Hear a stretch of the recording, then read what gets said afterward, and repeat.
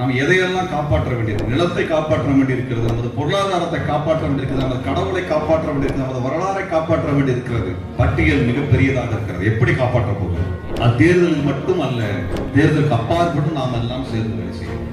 தேர்தல் என்பது ஒரு ஆட்சிக்கு அவர்கள் வாக்களிக்கக்கூடிய கட்சிகளை தேர்ந்தெடுக்கக்கூடிய நிலை என்பதோடு முடிந்து விடுகிறது. ஆனால் கருத்தியலை எப்படி கொண்டு செல்வது? தந்தை பெரியார் பேசினார், வீண் கவர்மெண்ட் பேசினார்.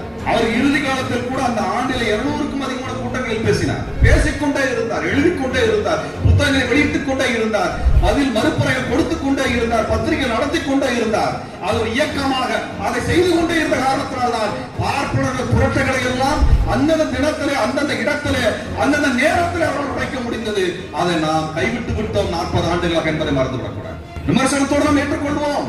அந்த பெரியாருக்கு பிறகு அந்த பணியை நாம் செய்யவில்லை. தேர்தலுக்கு அப்பாற்பட்டு மற்ற காலத்தில் எல்லாம் நாம் பேச வேண்டும், வீதிதோறும் பேச வேண்டும், இளைஞர்களிடத்தில் பேச வேண்டும், மாணவர்களிடத்தில் பேச வேண்டும், அரசியலை பெண்களிடத்தில் சொல்ல வேண்டும். அதை செய்ய வேண்டிய பொறுப்பு நமக்கு இருக்கிறது.